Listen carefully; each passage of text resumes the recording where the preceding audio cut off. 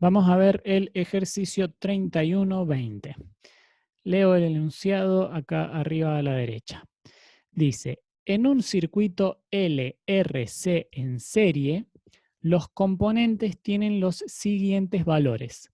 L es igual a 20 milihenry. C es igual a 140, la capacitancia es igual a 140 nanofaradios. Y R, la resistencia, es igual a 350 ohm.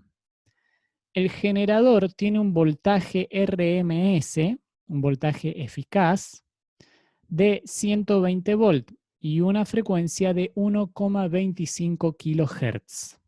Determine A, la potencia suministrada por el generador y B, la potencia disipada en el resistor. Bien, este ejercicio entonces tiene que ver más con cálculos de potencia en circuitos LRC. Recuerden, un circuito LRC serie, ¿cómo está armado? Que está armado acá, como este diagramita que tengo acá.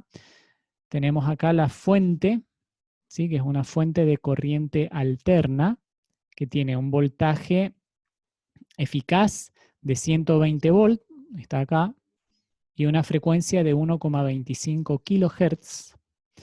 El resistor, en este caso de 350 ohm, el inductor de 20 milihenry y el capacitor de 140 nanofaradios. ¿Sí? Ahí tenemos los tres elementos del circuito y acá tenemos el circuito armado.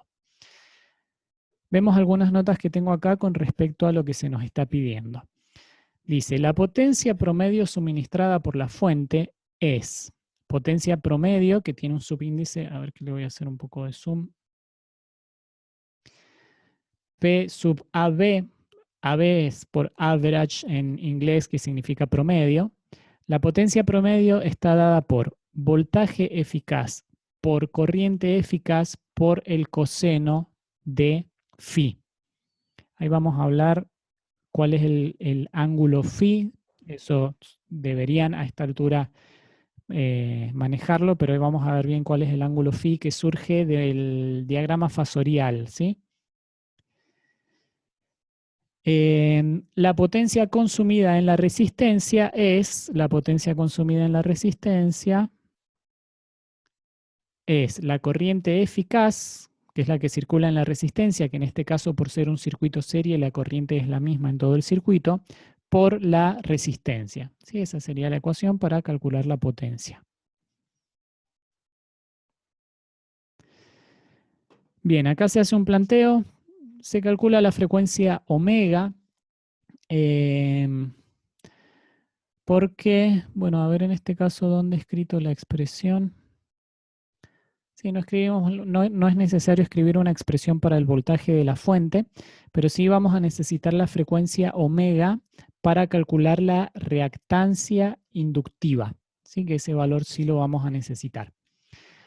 Y la inductancia capacitiva, ¿sí? Ambas, porque tenemos un inductor y un capacitor en el circuito. Entonces, se calcula la frecuencia omega como 2pi por f, o sea, la frecuencia angular es igual a 2pi por f. Se hace el cálculo 2 por pi por 1,25 por 10 a la 3 Hz y esto nos da una frecuencia angular de 7,854 por 10 a la 3 radianes por segundo. Con este valor de frecuencia podemos calcular reactancia inductiva, omega L, que acá directamente tengo el valor anotado, que es de 157 ohm, y X sub C, la reactancia capacitiva, como 1 sobre omega C, que es igual a 909 ohm. Bien, en el ejercicio nos piden en el punto A la potencia suministrada por el generador. Como vimos recién, la potencia suministrada por el generador es esta que tenemos acá, que es el voltaje RMS de la fuente por la corriente RMS o eficaz en el circuito por el coseno del ángulo phi. El coseno de phi o el ángulo phi sale, voy a hacer muy rápidamente acá un diagrama fasorial, ¿sí? A ver, voy a agrandar un poquito esto que se ve un poco chiquito. El diagrama fasorial, recordemos, que está compuesto por tres fasores. Voy a hacer un diagrama fasorial de impedancias. A ver que llega un alumno. Voy a hacer un diagrama fasorial de impedancias. Voy a poner las 3 flechitas. A ver, las voy a poner con un color más oscuro.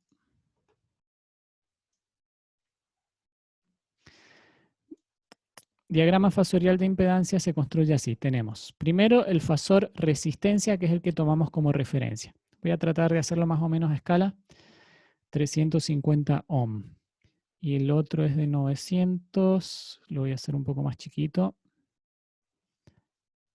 Y el otro es de 150, no tan chiquito que va a quedar demasiado chiquito. Ahí está. Supongamos que eso mide 350. ¿Sí? Es lo que tomo como referencia. Y tenemos después un fasor reactancia inductiva que tiene 157 ohm, o sea que es más o menos la mitad en tamaño de este que tenemos acá. Aproximadamente, ¿sí? Ahí. Supongamos que es de ese tamaño. Y que está a 90 grados con respecto al fasor resistencia, ¿sí? Este que está acá arriba es el fasor inductancia, o el fasor, perdón, el fasor reactancia inductiva. Y finalmente el fasor reactancia capacitiva tiene un tamaño de 900 ohm, o sea que es más o menos 3 veces este. Ahí la verdad que está más o menos bien.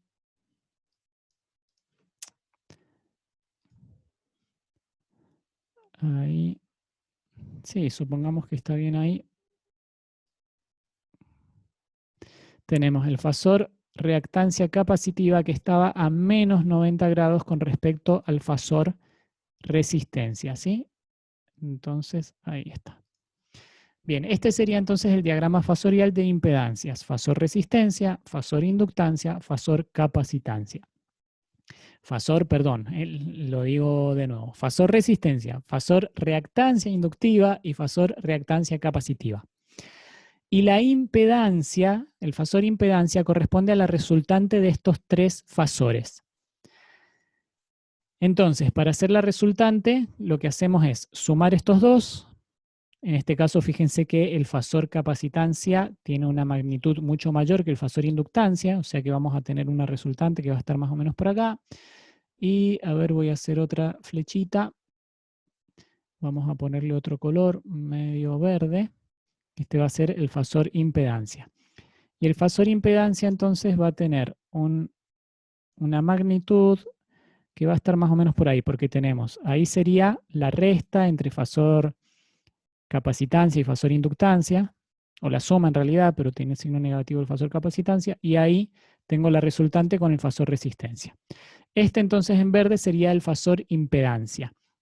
¿Y por qué me fui a todo esto? Para que entendamos de dónde sale el ángulo phi, ¿sí? Que aparece acá, que es el coseno de phi que aparece en esta expresión de la potencia. El ángulo phi es el ángulo entre el fasor resistencia, es el ángulo entre el fasor resistencia y el fasor impedancia. ¿Sí? O sea que en este caso sería este ángulo. Ese sería el ángulo. Es el ángulo phi.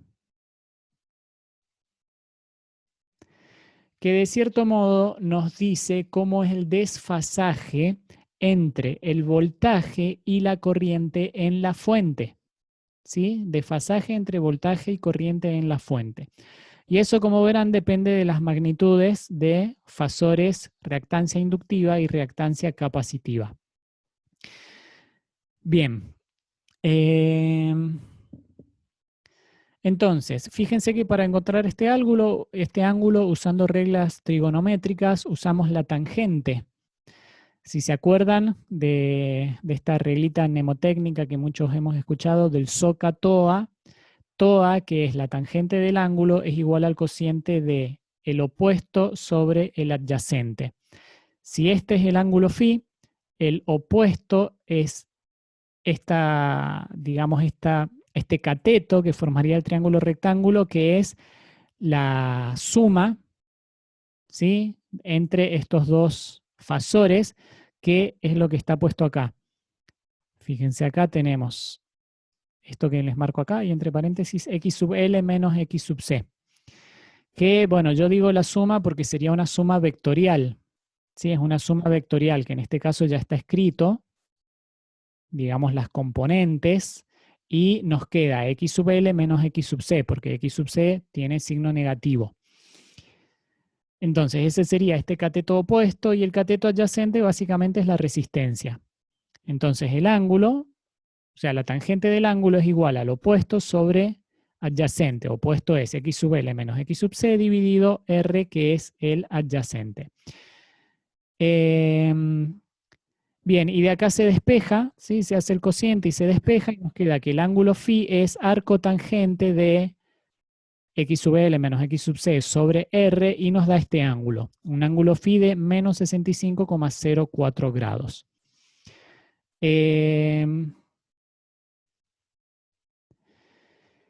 Bien, tenemos entonces, lo que queremos es calcular la potencia. Vemos la expresión que está escrita de nuevo acá abajo. Potencia es igual a voltaje eficaz por corriente eficaz por el coseno del ángulo. Ya tenemos el voltaje eficaz, que es un dato que nos dan de la fuente, y tenemos el coseno del ángulo, o sea, tenemos el ángulo, o sea que podemos sacar el coseno del ángulo. Fíjense que no sabemos el valor de la corriente en el circuito, pero para sacar el valor de la corriente podemos recurrir a otra forma de expresar la ecuación de la potencia. No sé si la alcanzan a ver ahí, que está un poco borroso, que dice que es voltaje eficaz al cuadrado dividido impedancia. Sí, es otra forma de expresar la potencia, ya lo hemos visto, ¿sí? Básicamente se obtiene reemplazando ley de Ohm acá. Sabemos que la corriente por ley de Ohm es voltaje dividido impedancia en este caso, entonces por eso queda voltaje al cuadrado dividido impedancia. Y de esa forma lo que obtenemos es una expresión para la potencia que está solo en función del voltaje y de la impedancia. Y la impedancia la podemos calcular, ¿sí? Que está calculada acá arriba. Que también la impedancia, como veíamos recién, es la resultante en este diagrama fasorial. Esta sería la hipotenusa de un triángulo rectángulo. Entonces, el tamaño de la hipotenusa, la magnitud de la hipotenusa, es la raíz cuadrada de cateto opuesto al cuadrado más cateto adyacente al cuadrado. Entonces, de ahí sale esta ecuación que tenemos acá. Esta impedancia es igual a resistencia al cuadrado más reactancia inductiva menos reactancia capacitiva al cuadrado, todo eso raíz cuadrada. Se hacen los cálculos y se llega a que la impedancia tiene un valor de 830 ohm. ¿Sí? 830 ohm. Entonces ahora sí, tenemos el voltaje, tenemos la impedancia, tenemos el ángulo, podemos hacer los cálculos correspondientes y reemplazando todo, ustedes lo verán ahí, llegamos a que la potencia suministrada por el generador, que es lo que nos pedían en el punto A, es de 7,32 watts. ¿Sí? Bien, y ahora, en el punto B se nos pide la potencia disipada en el resistor. Para calcular la potencia disipada en el resistor, la potencia promedio se le llama, se hace el cálculo de corriente al cuadrado por resistencia. En este caso, de nuevo, no tenemos el valor de la corriente directamente, pero sí tenemos el valor del voltaje y el valor de la impedancia del circuito. Entonces hacemos cociente. Voltaje de la fuente dividido impedancia del circuito, todo eso elevado al cuadrado, porque esto de acá adentro nos da la corriente, se multiplica por el valor de la resistencia, que es 350 ohm, y fíjense que nos da 7,32 watts. Dice una conclusión acá y yo ahora voy a agregar otra. La conservación de la energía requiere que las respuestas de las partes A y B sean iguales.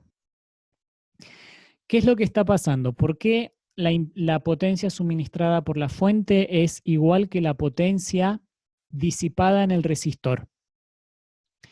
Eso sucede porque, esto es importante, este concepto no solo para este ejercicio, ¿sí? Sino en general para lo que tiene que ver con corriente alterna.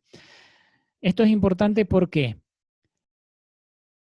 los elementos que se le llaman reactivos, que son en este caso el inductor y el capacitor, son elementos de circuito que almacenan energía.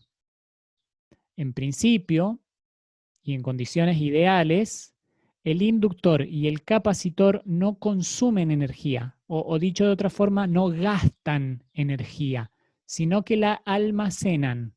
Es distinto el concepto, ¿sí? Pero la resistencia sí gasta o sí disipa energía. ¿Por qué? Porque como ya hemos estudiado, cuando circula corriente por una resistencia, la resistencia se calienta. Es lo que se le llama el efecto Joule. Y al calentarse la resistencia, se disipa energía en forma de calor. Entonces, en este caso, toda la energía que está entregando la fuente, que está suministrando la fuente o el generador, toda la energía que está suministrando el generador, es la energía que se disipa en el resistor. ¿Está? Porque el resto de la energía que hay en el circuito está almacenada en el inductor y en el capacitor. Bien, bueno, espero que se entienda ese concepto, es como para complementar un poco más lo que se les da acá en el ejercicio. Y fíjense también que si bien no nos pedían el diagrama fasorial, en este caso a mí me fue útil recurrir al diagrama fasorial para poder razonar de dónde sale el ángulo phi, ¿sí? Y cómo lo estamos calculando acá. Es decir que casi no es necesario aprenderse ecuaciones de memoria si uno sabe de dónde salen los cálculos. Por ejemplo, esta ecuación que está acá, de cómo calcular el ángulo, realmente podrían no aprendérsela de memoria, sino recordar del diagrama fasorial cómo ustedes tienen que deducir la fórmula. Y de esa forma pueden hacer los cálculos correspondientes. Muy bien.